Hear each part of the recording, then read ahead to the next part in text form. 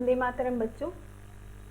पिछली जो क्लास थी आपकी वो उसमें आपने डायरेक्टली प्रोपोर्शनल और इन्वर्सली प्रोपोर्शनल समझा था किसे कहते हैं, यानी कि समानुपात और व्युत्क्रमानुपात का संबंध समझा था। आज आप कूलम्स लॉ पढ़ेंगे। क्लास 12th की जो पिछली क्लासेस थी उनमें आपने आवेश पढ़ा था।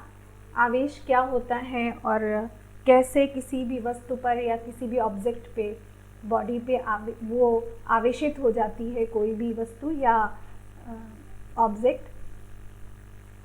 तो जिन बच्चों ने अभी आवेश को नहीं पढ़ा है या आवेश को नहीं समझा है वो पिछली क्लासेस ले सकते हैं, अपलोड कर दी हैं मैंने, तो वहाँ पर जाकर आप पिछली क्लासेस ले सकते हैं अगर आप आवेश नहीं जानते क्या होता है। बाकी जिन बच्चों ने कक्षाएं ली हैं आवेश से संबंधित या फिर इसी क्लास में जो 6 क्लासेस हो चुकी हैं क्लास 12th की, वो क्लासेस ली हैं जिन्होंने, वो आगे कूलम्स लॉ पढ़ेंगे और बाकी बच्चे पहले पिछली क्लासेस अटेंड करेंगे, इसके बाद आप ये क्लास ले सकते हैं। तो बिंदु आवेश क्या होता है? तो बच्चों कोई भी वस्तु आवेशित हो सकती है और किन्हीं दो आवेशित वस्तुओं के मध्य बल लगता है। जैसा कि आपको पिछली जो कक्षाएं थी उनमें आपको एक वीडियो दिखाया था जिसमें स्केल को मैंने अपने बालों से रगड़ा था और उस स्केल ने, वो बालों से रगड़ने पर वो स्केल आवेशित हो गई थी और आवेशित होने के पश्चात उसने कागज़ के बहुत छोटे छोटे टुकड़ों को अपनी ओर आकर्षित किया था, यानी कि उसमें एक ऐसी प्रॉपर्टी आ गई थी, स्केल में ऐसा गुण उत्पन्न हो गया था जिसको आवेश कहा गया था कि वो कागज़ के छोटे छोटे टुकड़ों को आकर्षित कर पा रही थी। तो स्केल वहाँ पर आवेशित हो गई थी और कागज़ के छोटे छोटे टुकड़ों पर भी अल्प मात्रा में आवेश आ जाता है इस प्रक्रिया में, जिसके कारण स्केल उन कागज़ के छोटे टुकड़ों को आकर्षित कर लेती है।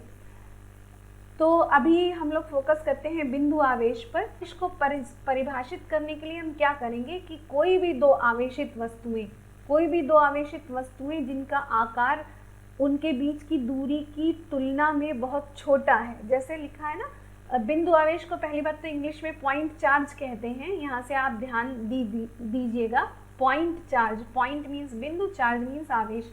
तो जब आवेशों के आकार की तुलना में उनके बीच की दूरी काफ़ी ज़्यादा हो तो उन आवेशों को पॉइंट चार्ज माना जा सकता है। मतलब कि अगर कोई स्केल है और स्केल आपके कॉलेज में प्रिंसिपल ऑफिस से लेकर और आपके क्लासरूम के बीच में दो स्केल्स हैं और दोनों आवेशित है, तो उन दोनों स्केल्स को आप पॉइंट चार्ज मान सकते हैं। इसी प्रकार से पॉइंट ऑब्जेक्ट भी समझ सकते हैं आप। यहाँ पर पॉइंट ऑब्जेक्ट मतलब बिंदु वस्तु, जिसको आप बिंदु वस्तु शब्द आप 11th क्लास में भी पढ़ चुके हैं। जैसे कानपुर और फर्रुखाबाद फतेहगढ़ के बीच की दूरी 139 किलोमीटर है और अगर कोई बस यहाँ से चलती है, यानी कि फतेहगढ़ से चलती है और कानपुर तक जाती है, तो बस जो है वो पॉइंट ऑब्जेक्ट मानी जाएगी, क्योंकि कानपुर और फतेहगढ़ की दूरी तो 139 किलोमीटर है और बस का जो आकार है वो मुश्किल से 10 मीटर होता है। मतलब वो जो दूरी है वो आप किलोमीटर्स में नाप रहे हैं और यहाँ पर जो बस का आकार है वो केवल मात्र मुश्किल से 10 मीटर या 9 मीटर या 10 मीटर होता है। तो यहाँ पर बस का आकार कानपुर और फतेहगढ़ की तुलना में काफ़ी छोटा है, अत्यंत अल्प है, तो वो बिंदु वस्तु हो जाएगी। इसी प्रकार से बिंदु आवेश तो बहुत छोटा होता है। आवेश इलेक्ट्रॉनों के कारण उत्पन्न होता है, इलेक्ट्रॉनों के आदान प्रदान के कारण उत्पन्न होता है और इलेक्ट्रॉनों का, तो कूलम के नियम पर आते हैं अब हम लोग। कूलम का नियम 2 मार्क्स में बोर्ड परीक्षा में पूछा जाता है। 2 मार्क्स क्वेश्चन है ये फॉर द बोर्ड,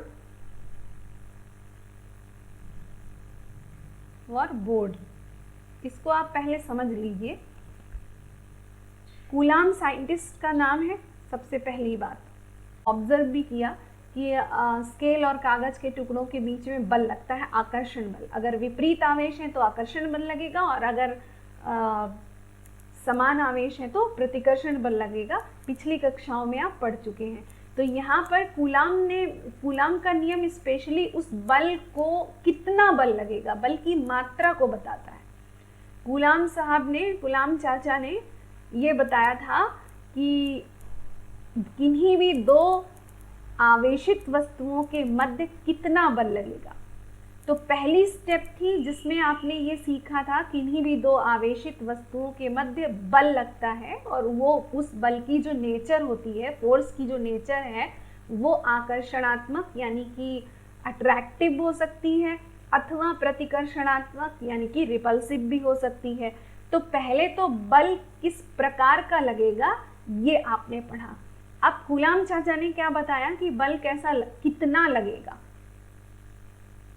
कितना बल लगेगा, यानी कि मैथमेटिकली 11th क्लास के बच्चे भी पढ़ रहे हैं कि यूनिट्स एंड मेजरमेंट, मापन।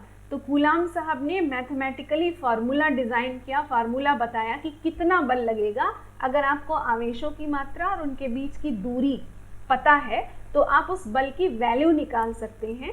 तो कूलाम साहब को आप मतलब यहाँ पर आप समझ सकते हैं कि कूलाम ये बता रहे हैं कि कितना बल लगेगा, ठीक है ना। तो उनका ऑब्जर्वेशन मीन्स उन्होंने प्रेक्षण लिए, उन्होंने लगातार एक्सपेरिमेंट्स किए, उसके आधार पर उन्होंने ये निकाला कि अगर Q1 और Q2 दो आवेश हैं जिनके बीच की दूरी r है, r मीटर की डिस्टेंस पर या r सेंटीमीटर की डिस्टेंस पर रखे हुए हैं, बहुत कम दूरी है तो पॉइंट्स में आएगी ये, लेकिन चूंकि मानक मात्रक मीटर है इसलिए r मीटर में ही लिया जाता है। वैसे ये जो कूलाम्स लॉ हम लोग पढ़ रहे हैं ये बहुत ही कम डिस्टेंसेस के लिए होता है, छोटी दूरियां होती हैं। Q1 और Q2 दो आवेश हैं जिनके बीच की जो दूरी है वो r मीटर है। मीटर में इसलिए नापा है बच्चों, क्योंकि मीटर में इसलिए लिखा है क्योंकि ये मानक मात्रक है दूरी का, ठीक है ना। तो यहाँ पर इसको, चूंकि ये इलेक्ट्रोस्टैटिक्स हैं, हम लोग इलेक्ट्रिक चार्जेस पढ़ रहे हैं और ये अधिकतर बहुत कम दूरी के लिए प्रभावशाली होते हैं इलेक्ट्रिक चार्जेस, या तो उनकी मात्रा बहुत अधिक हो। तो ये जो दूरी है, जैसे स्केल और कागज का उदाहरण लिया था, तो वो मुश्किल से 1 सेंटीमीटर की दूरी थी, और 1 सेंटीमीटर को आप मीटर में लिख सकते हैं 0.01 मीटर, तो वो पॉइंट्स में लिखी जाएगी दूरी। मीटर का मतलब ये नहीं समझ लीजिएगा कि 6 मीटर और 7 मीटर के डिस्टेंसेस पर ये बल काउंट किया जा रहा है। ये मीटर का मतलब ये है पॉइंट्स में भी दूरियां हो सकती हैं। तो Q1 और Q2 दो आवेश हैं जिनके बीच Q1 की मात्रा, सबसे पहले मतलब इसको समझना है आपको क्योंकि समानुपात और व्युत्क्रमानुपात का संबंध है यहाँ पर। Q1 सबसे पहले मान लिया कि 2 कूलम है, आवेश का मात्रक होता है कूलम और इसे C से प्रदर्शित करते हैं, ये यहाँ पर लिखा हुआ है C। Q1 की जो वैल्यू है वो 2 कूलम है, 2 कूलम का आवेश है, और Q2 की वैल्यू 3 कूलम है। और चूंकि इन दोनों की जो प्रकृति है वो धनात्मक है, दोनों आवेश धनात्मक हैं, इसलिए इनके बीच में प्रतिकर्षण बल लगेगा। रिपल्शन, प्रतिकर्षण को इंग्लिश में रिपल्शन बोलते हैं। तो Q1 और Q2, तो कूलाम साहब का ऑब्जर्वेशन था कि ये जो इनके बीच में प्रतिकर्षण बल लगेगा वो किस पर निर्भर करता है, किस पे वो डिपेंड करता है, दोनों आवेशों के गुणनफल पर डिपेंड करता है, यानी Q1 इंटू Q2 पे डिपेंड करेगा। तो F जो है वो डिपेंड किस पे कर रहा है, Q1 इंटू Q2 पे। Q1 की वैल्यू कितनी है, 2 कूलम, और Q2 की वैल्यू कितनी है, 3 कूलम। तो 3 दूनी 6, यहाँ पर 6 कूलम स्क्वायर हो गया। 3 कूलम रखेंगे आप यहाँ पर, और यहाँ पर कितना रखेंगे, सॉरी 2 कूलम रखेंगे यहाँ पर कितना रखेंगे, 3 कूलम रखेंगे। तो 2 कूलम और 3 कूलम, 3 2 6 कूलम स्क्वायर हो गया। ये कूलम और कूलम इंटू मल्टीप्लाइड होंगे तो स्क्वायर में हो जाएगा। तो कूलम साहब का जो प्रेक्षण था, ऑब्जर्वेशन था, वो ये था कि ये जो बल लग रहा है, बल किसके किसके बीच लग रहा है, Q1 और Q2 के बीच में बल लग रहा है। वो प्रतिकर्षणात्मक होगा कब, जब Q1 और Q2 दोनों सेम प्रकृति के होंगे, सेम नेचर के होंगे, यानी कि प्लस और प्लस होंगे या माइनस और माइनस होंगे, तो प्रतिकर्षण बल लगेगा। तो प्रतिकर्षण की वैल्यू कितनी होगी, प्रतिकर्षण बल की अर्थात रिपल्सिव फोर्स की वैल्यू कितनी होगी, वैल्यू निर्भर किस पे करेगी, Q1 इंटू Q2 यानी कि 6 कूलम स्क्वायर पे। अब अगर यहाँ पर Q1 की वैल्यू 3 कूलम कर दी जाए और Q2 की वैल्यू 4 कूलम कर दी जाए तो F2 की वैल्यू भी बढ़ गई। देख F2 डिपेंड कर रहा है किस पे, Q1 इंटू Q2 पे, तो ये 12 कूलम स्क्वायर हो गया। यहाँ पर Q1 6 कर दिया जाए और Q2 12 कर दिया जाए तो F3 डिपेंड करेगा Q1 इंटू Q2 पे, और Q1 इंटू Q2 कितना है, 72 कूलम स्क्वायर, ठीक है ना। लेकिन यहाँ पर सबसे इम्पॉर्टेंट क्या है, यहाँ पर सबसे इम्पॉर्टेंट ये है कि ये जो F है, F1 है, F2 है, F3 है, उन्होंने ऑब्जर्व किया कि जैसे जैसे आप Q1 और Q2 के मान बढ़ा रहे हैं, यहाँ पर कम है वैल्यू, यहाँ पर उससे ज़्यादा हो गई, यहाँ पर उससे और ज़्यादा हो गई, तो जैसे जैसे Q1 और Q2 की वैल्यू बढ़ रही है वैसे वैसे इनके बीच में लगने वाले बलों के मान भी बढ़ रहे हैं।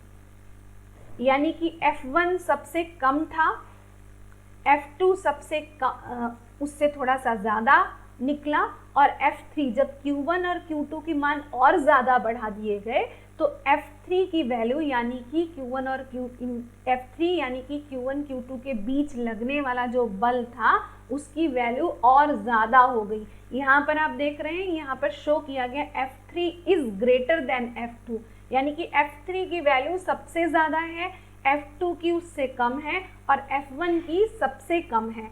तो ऑब्जर्वेशन ये था गुलाम चाचा का कि F1 सबसे कम है, इसका मतलब क्यों कम है, क्योंकि Q1 और Q2 की वैल्यू यहाँ पर सबसे कम है, ये प्रेक्षण कहते हैं इसको, ठीक है। दूसरा प्रेक्षण क्या था कि Q1 Q2 की वैल्यू और बढ़ा दी तो F2 का मान बढ़ गया, Q1 और Q2 की वैल्यू और बढ़ा दी तो F3 का मान और भी ज़्यादा बढ़ गया। तो इन तीन ऑब्जर्वेशंस, इसी प्रकार के कुछ ऑब्जर्वेशंस उन्होंने करे होंगे, प्रेक्षण किए होंगे, और उस आधार पर उन्होंने रिजल्ट निकाला, निष्कर्ष निकाला कि F समानुपाती Q1 इंटू Q2, यानी कि दोनों आवेशों को गुणा कर देंगे तो बल अधिक हो जा रहा है। समानुपात का मतलब ये है कि अगर Q1 इंटू Q2 की वैल्यू बढ़ेगी तो F का मान बढ़ जाएगा। Q1 इंटू Q2 क्यों किया है उन्होंने, चाहे तो Q1 और Q2 अलग अलग भी किया जा सकता था, जैसे F समानुपाती Q1 एंड F समानुपाती Q2 अलग अलग भी किया जा सकता था। लेकिन यहाँ पर देखिएगा, जैसे Q2 की वैल्यू, यहाँ देखिए Q2 की वैल्यू, Q1 की वैल्यू 2 कूलम है और Q2 की वैल्यू 3 कूलम है। तो यहाँ ऐसे भी हो सकता था, Q1 बराबर आप 1 कूलम ले लें और Q2 बराबर आप 6 कूलम ले लें, लेकिन Q1 इंटू Q2 बराबर 1 into 6 is equals to 6 coulomb square ही आएगा, ठीक है। तो यहाँ पर चाहे ये वैल्यू 6 कूलम स्क्वायर ही आ रही है, ये जो वैल्यू है वो Q1 का मान 1 हो जाने पर और Q2 का मान 6 हो जाने पर भी Q1 इंटू Q2 का मान 6 कूलम स्क्वायर आ रहा है।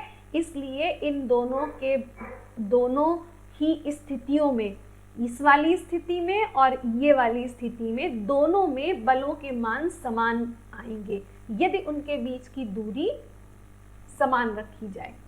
तो आवेश की इंडिविजुअल वैल्यू, इंडिविजुअल का मतलब है अलग अलग मान, Q1 और Q2 के अलग अलग मान बदल जाने पर भी यदि उनका गुणनफल Q1 इंटू Q2 समान आ रहा है, जैसे यहाँ 6 और यहाँ पर भी 6, तो बल पर कोई प्रभाव नहीं पड़ेगा।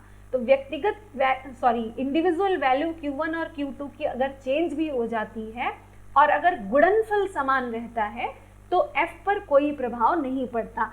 इस कारण से यहाँ F समानुपाती Q1 इंटू Q2 किया गया है, यानी कि दोनों आवेशों का गुणनफल लिया गया है, ना कि इनको अलग अलग बताया गया है। नेक्स्ट पेज पर चलते, ये तो एक निष्कर्ष निकला। तो निष्कर्ष क्या निकला? F समानुपाती Q1 इंटू Q2, यानी कि बल का मान बढ़ेगा यदि दोनों आवेशों का गुणनफल बढ़ेगा, और बल का मान घटेगा यदि दोनों आवेशों का गुणनफल घटेगा। समानुपात का मतलब और अर्थ कल की क्लास में आपको समझाया था कि जैसे जैसे इधर की वैल्यू बढ़े, इधर की भी अगर बढ़ती है तो समानुपात का संबंध, इधर की घटती है और इधर की भी घटती है, इनके घटने के साथ में लेफ्ट हैंड साइड की वैल्यूज घटने के साथ राइट हैंड साइड की वैल्यू भी, राइट हैंड साइड की वैल्यू घटने के साथ लेफ्ट हैंड साइड भी घट रहा है, तो यानी कि अनुपात का संबंध है। अब आ जाइए सेकेंड ऑब्जर्वेशन पे। दूसरा ऑब्जर्वेशन कूलाम साहब का, इसमें थोड़ा सा अलग है। आप देखिए Q1 into Q2, Q1 into Q2, Q1 into Q2, यहाँ पर किसी तीनों स्थितियों में, ये पहली स्थिति है, ये दूसरी स्थिति है और ये तीसरी स्थिति है, इनमें किसी में भी Q1 और Q2 का मान नहीं बदला जाएगा, इनकी वैल्यू नहीं बदली जाएगी। बदला क्या जा रहा है यहाँ पर? पिछली जो स्थिति थी उसमें Q1 और Q2 का मान बदला गया था, उनके बीच की दूरी नहीं बदली गई थी।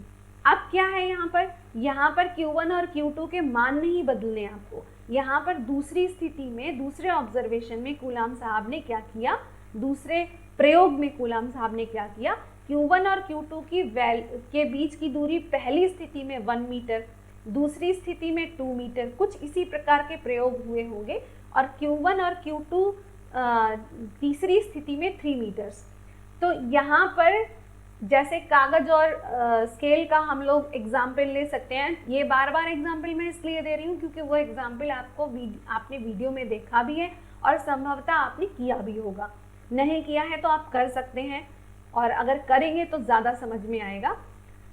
तो मान लिया कि 1 मीटर की डिस्टेंस पर रखे हुए हैं Q1 और Q2, तो उनके बीच का बल F है।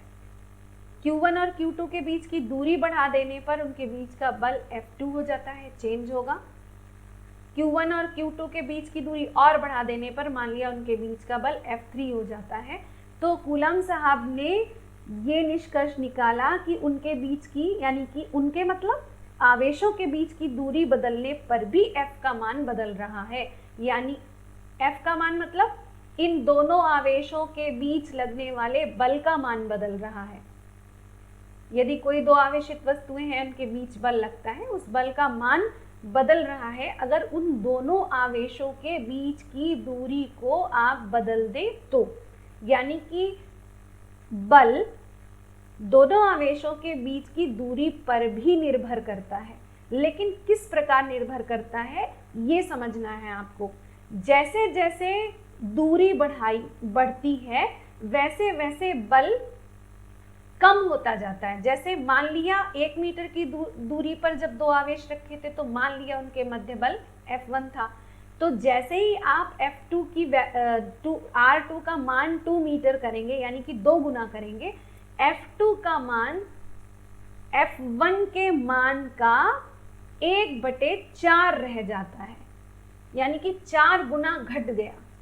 1/4 यानी कि मान लिया अगर यहाँ पर 16 न्यूटन का बल था तो यहाँ पर दूरी को 2 गुना करने पर, 1 मीटर थी, यहाँ पर 2 मीटर कर दी गई। 2 गुना करने पर ये बल कितना रह जाता है?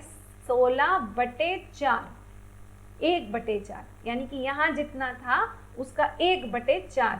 इसको आप कैसे लिख सकते हैं? 1/4 इंटू 16 इज इक्वल्स टू 16/4।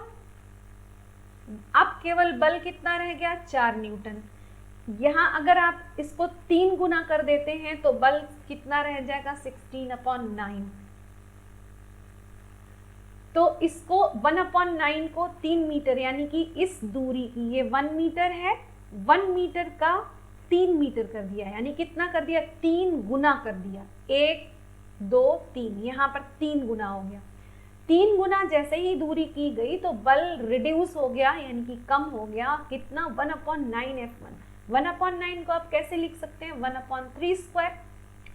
तो यहाँ पर दुगना करने पर दूरी को 2 गुना किया, यानी कि बढ़ा दिया, तो बल 1/4 रह गया, यानी कि उल्टा कम हो गया बल। देखिए यहाँ दूरी को 3 गुना करने पर, यानी कि दूरी बढ़ रही है। ऊपर दूरी 1 थी, अब दूरी कितनी हो गई 3, दूरी बढ़ गई तो बल घट गया 1/9। अगर इसको यहाँ पर भाग दिया जाए तो कितना रह जाएगा, 9 1 जा 9,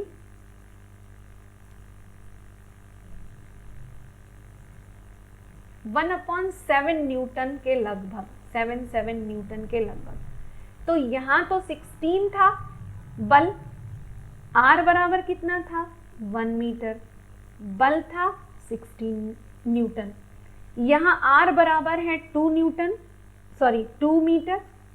सेकेंड केस में R बराबर है 2 मीटर, 2 गुना कर दिया और बल रह गया आपका केवल 4 न्यूटन। तीसरे केस में R बराबर है आपका 3 मीटर, 3 गुना, और बल रह गया आपका 1.77 न्यूटन। क्या हुआ, बल लगातार घट रहा है, लगातार घट रहा है। पहले 16, फिर 4, फिर 1.77। निष्कर्ष क्या निकला कि जैसे जैसे आपने R को बढ़ाया, यहाँ 1, यहाँ 2, यहाँ 3, जैसे जैसे आपने R को बढ़ाया बल घटा, और किस रेशियो में घटा, R² के रेशियो में। देखिए यहाँ पर 1/4 रह गया, इसको कैसे लिखा जा सकता है 2²। यहाँ 1/9 रह गया, इसको कैसे लिखा जा सकता है 3²। तो स्क्वायर के रेशियो में घटा। तो कूलाम साहब ने एक जनरल फॉर्मूला बना दिया, F inversely proportional. Inversely proportional कल के क्लास में आपको बताया था 1/, में लिखते हैं, यानी कि व्युत्क्रमानुपात जो होता है उसको 1/, में लिखते हैं। तो F व्युत्क्रमानुपाती, क्योंकि यहाँ पर 1/, में है ये राशि, तो F व्युत्क्रमानुपाती किसके है, R² के। यहाँ 1/, नहीं पढ़ा जाएगा, 1/, का अर्थ ही है व्युत्क्रमानुपात, ठीक है। तो F व्युत्क्रमानुपाती R², R का वर्ग। तो अब आगे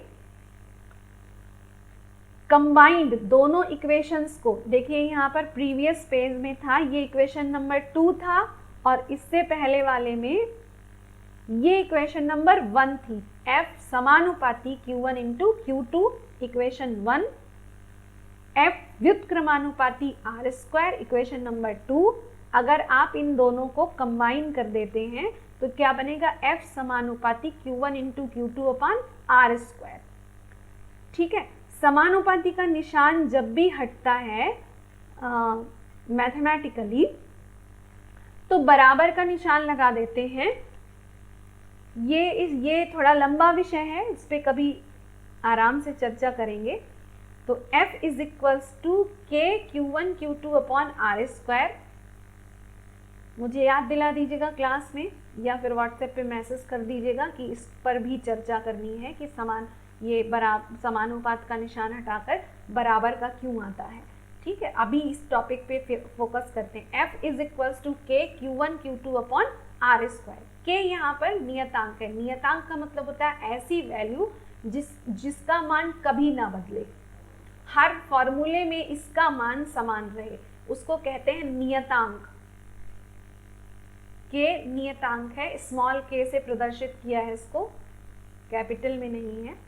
तो अगर यहाँ पर Q1 की वैल्यू मान लिया, यदि यहाँ Q1 is equals to 1 coulomb हो, Q2 is equals to 1 coulomb हो, R is equals to 1 metre हो, तो यहाँ सभी वैल्यूज रखेंगे आप 1 अपॉन 1², तो ये पूरा मान 1 आ जाएगा।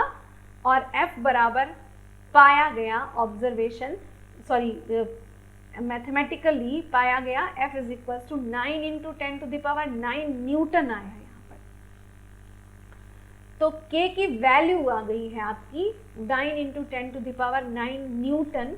K का यहाँ से क्या निकाल सकते हैं आप, K इज इक्वल्स टू, अगर इस फॉर्मूले से K का मान निकालें तो K इज इक्वल्स टू आएगा F R² upon Q1 into Q2। तो अगर आप मात्रक निकालेंगे इसका K का तो क्या निकलेगा, F का मात्रक न्यूटन, R का मात्रक मीटर क्योंकि त्रिज्या है, मूल राशि है, मीटर स्क्वायर, Q1 का मात्रक कूलाम और Q2 का मात्रक भी कूलाम। तो यहाँ पर K का मात्रक आ जाएगा न्यूटन मीटर स्क्वायर पर कूलाम स्क्वायर। ये तो K का मात्रक हो गया, यही मात्रक उठाकर यहाँ पर हमने रखा है। तो K की मैथमेटिकल वैल्यू हो गई 9 इंटू 10 टू दी पावर 9 और मात्रक हो गया newton metre square upon coulomb square. और ये 1 मार्क बोर्ड क्वेश्चन है, मैंने यहाँ मेंशन कर दिया है। अगर K की वैल्यू फॉर्मूले के फॉर्म में देखी जाए तो K is equal to 1 upon, ये देखिए 4 मैथमेटिकल कांस्टेंट है, 4 संख्यात्मक मान है। इसको चूंकि ये नंबर है, 4 की वैल्यू हमेशा 4 ही रहेगी। जितने भी नंबर्स हैं उनकी वैल्यू 3 को आप 4 नहीं कह सकते, 4 को आप 3 नहीं कह सकते, आप 4 को 4 ही कहेंगे। इसलिए इसको मैथमेटिकल कांस्टेंट कहते हैं क्योंकि 4 की वैल्यू सदैव 4 ही रहती है। पाई मैथमेटिकल कांस्टेंट है, इसकी वैल्यू आप जानते हैं 22/7 यानी 22/7 और 3.14। ये जो सिंबल आपको दिख रहा है इसको कहते हैं एप्सिलॉन। ये इससे पहले आपने नहीं पढ़ा है, ये क्लास 12th में ही आप पढ़ेंगे। इसको कहा जाता है एप्सिलॉन, हिंदी में लिख रही हूं मैं। एप्सिलॉन सिंबल का नाम है। और जैसे बल को आप फोर्स कहते हैं और इसका सिंबल है F, उसी तरीके से ये एप्सिलॉन 0 ये सिंबल है, सिंबल का नाम है एप्सिलॉन, लेकिन इसको कहते हैं निर्वात की वैद्युतशीलता। इस पर भी विस्तृत चर्चा होगी 1 by 1। निर्वात की मैं नोट कर लेती हूँ कहीं पर। एक तो यहाँ समानुपात का निशान लगाकर बराबर क्यों लगाते हैं, और दूसरा एप्सिलॉन 0 यानी कि permittivity of the free space, इसको चर्चा करनी है बाद में। तो K इज इक्वल्स टू ये एप्सिलॉन 0 ये प्रतीक है, जैसे यहाँ पर F प्रतीक है, और इसको जैसे F को फोर्स कहते हैं वैसे ही एप्सिलॉन 0 को निर्वात की वैद्युतशीलता कहते हैं। इंग्लिश में परमिटिविटी ऑफ फ्री स्पेस कहते हैं, ठीक है। और इसकी भी वैल्यू, ये जो एप्सिलॉन 0 है इसकी भी वैल्यू आपसे बोर्ड में पूछी जाती है। इसकी वैल्यू होती है 8.854 इंटू 10 टू द पावर -12 है ये coulomb square newton inverse metre to the power -2। इसकी वैल्यू आप स्वयं निकालेंगे कैसे आई होगी। F इज इक्वल्स टू अगर आप रख दें 1/4 पाई एप्सिलॉन 0, ये K का मान है, K की जगह पर रखा गया है, Q1 Q2 upon R square. तो यहाँ से आप एप्सिलॉन 0 इज इक्वल्स टू निकालेंगे 1/4 पाई F Q1 Q2 upon R square. तो यहाँ पर आपका Q1 Q2 ऊपर है तो यहाँ कूलम स्क्वायर आ गया, F यहाँ अपॉन में है तो यहाँ न्यूटन इनवर्स आ गया, मीटर R स्क्वायर अपॉन में है तो यहाँ -2 आ गया। तो इस तरह से आप एप्सिलॉन 0 का मात्रक भी निकाल सकते हैं। ये एप्सिलॉन 0 की मैथमेटिकल वैल्यू है and it is 1 mark board question also, पूछा जाता है यहाँ पर ऑब्जेक्टिव टाइप में भी पूछा जाता है और 1 मार्क यानी कि आंसर 1 मार्क आंसर में पूछा जाता है। तो आप इसे तैयार कर लीजिएगा। तो कूलाम का नियम यहाँ पर 2 स्टेप्स में पूरा होता है। किन्हीं भी 2 बिंदु आवेशों के मध्य लगने वाला आकर्षण अथवा प्रतिकर्षण बल। आकर्षण कब होगा, जब 2 आवेश विपरीत प्रकृति के होंगे, एक पॉजिटिव एक नेगेटिव होगा। प्रतिकर्षण कब होगा, जब दोनों आवेश समान प्रकृति के होंगे, एक दोनों ही या तो दोनों ही आवेश पॉजिटिव हैं या दोनों ही आवेश नेगेटिव हैं, तो प्रतिकर्षण बल लगेगा। वो बल कितना होगा ये कूलाम का नियम बताता है। वो बल कितना होगा ये कैसे निकालेंगे, 2 स्टेप्स में निकालेंगे। दोनों आवेशों की मात्राओं के गुणनफल के समानुपाती, गुणनफल क्यों किया गया है बता चुकी हूं मैं। तो F समानुपाती, ये मैथमेटिकल इक्वेशन है, मैथमेटिकली ऐसे लिखा गया है, ये लैंग्वेज में आपको बताया गया है। F समानुपाती Q1 इंटू Q2 टू आवेश, दूसरा क्या है, दूसरी स्टेप क्या है, आवेशों के बीच की दूरी के वर्ग के व्युत्क्रमानुपाती होता है। तो F व्युत्क्रमानुपाती अपॉन में है ना, दूरी के वर्ग यानी कि आर स्क्वायर। आर क्या है? दूरी है। इनवर्सली प्रोपोर्शनल हो गया व्युत्क्रमानुपाती, यहाँ डायरेक्टली प्रोपोर्शनल था समानुपाती। इन दोनों को कंबाइन कर दिया तो कूलाम का नियम आ गया। अब आती है तीसरी बात, कूलाम के नियम को यहाँ पर इकट्ठा लिख देते हैं। आपका F is equal to mathematically आया था K Q1 स्मॉल k है यहाँ पर Q2 अपॉन आर स्क्वायर, ये फॉर्मूला सबसे पहले आया था। इसके बाद k की अगर वैल्यू रख दी जाए तो 1 अपॉन 4 पाई एप्सिलॉन 0, इसको इसी फॉर्म में याद करिएगा, एप्सिलॉन 0 Q1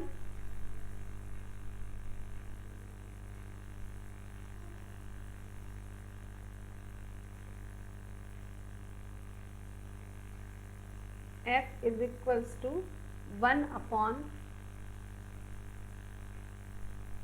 4 पाई, यहाँ पर शायद ये फोटो आ रहा होगा तो ये हट गया है। पहले सबसे पहले आप यहाँ समझ लीजिएगा, F is equals to K Q1 Q2 upon R square, और K की वैल्यू रख देंगे अगर हम तो 1 upon 4 pi epsilon 0 Q1 Q2 upon R square. ये फाइनल कूलाम का नियम, फाइनल फॉर्मूला है।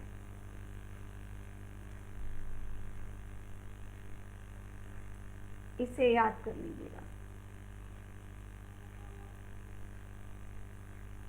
सूत्र याद करना है आपको। अब तीसरी स्टेप और कूलाम के नियम की आप समझ लीजिए। ये Q1 और Q2 है। अब बात आती है, सबसे पहले बात तो किस प्रकार का बल लगेगा, दूसरी स्टेप में कूलाम साहब ने बताया कितना बल लगेगा, तीसरी स्टेप में है बल कहाँ लगेगा, किस पर लगेगा। ठीक है, इस तीसरी स्टेप पर ध्यान देना है आपको, क्योंकि बल एक सदिश राशि है। तो ये दो आवेश हैं Q1 और Q2। तो तीसरा क्वेश्चन बनता है बल कहाँ लगेगा। बल कहीं भी नहीं लग सकता।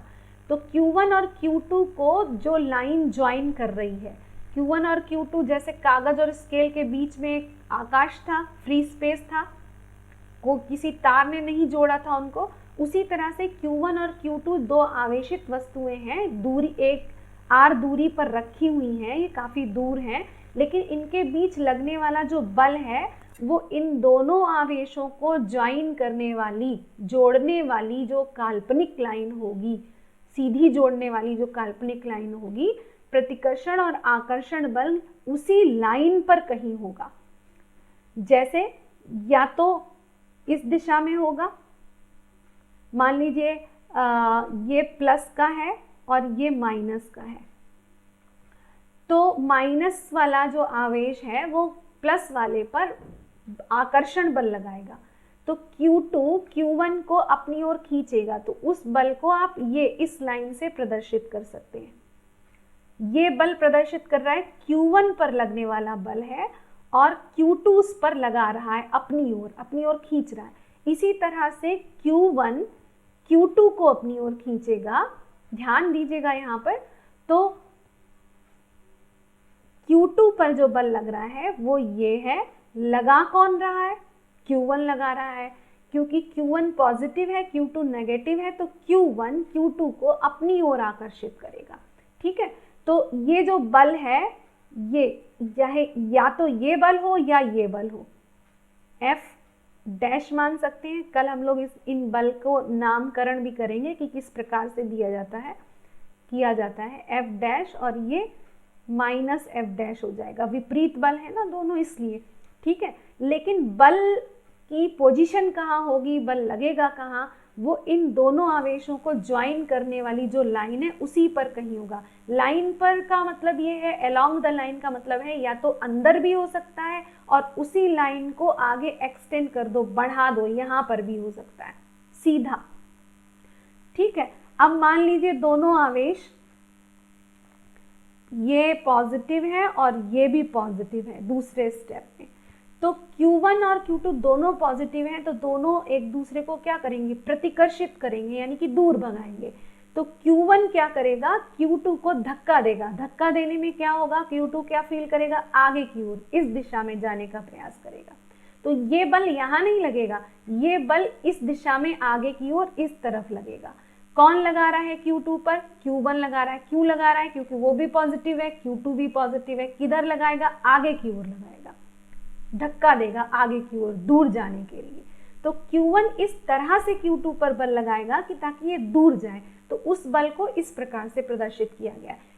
लेकिन लाइन वही है, इसी लाइन पर लगेगा ये बल। तो कहाँ लगेगा, मतलब और कहीं नहीं, ना यहाँ ना यहाँ ना यहाँ, कहीं नहीं, इसी लाइन पर होना चाहिए सभी बलों को। इसी प्रकार से Q2 Q1 पर बल लगाएगा, लेकिन चूंकि दोनों दूसरी स्टेप में हम लोगों ने दोनों ही आवेशों को पॉजिटिवली चार्ज लिया है, यानी कि धन आवेश लिया है, तो Q2 भी Q1 को प्रतिकर्षित करेगा, यानी कि दूर भगाएगा। और दूर भगाने के लिए Q1 फील करेगा, Q1 बाहर की ओर एक बल फील करेगा, और बाहर की ओर दिखाया गया है बल ये। तो इस प्रकार से ये इस दिशा में जाएगा, लेकिन लाइन यहाँ से लेकर और यहाँ तक कोई किसी भी लाइन पर हो सकता है, बस डायरेक्शन चेंज नहीं होनी चाहिए। तो बल या तो यहाँ हो सकता है, या यहाँ हो सकता है, या यहाँ हो सकता है, या यहाँ हो सकता है, या यहाँ हो सकता है, कहीं पर भी हो सकता है, लेकिन होगा उसी लाइन पर जो लाइन Q1 और Q2 को जोड़ती है, चाहे वो अंदर की ओर हो बल या फिर उसी लाइन में बाहर की ओर हो। ठीक है बच्चों, दैट्स ऑल। वंदे मातरम। कल मिलते हैं।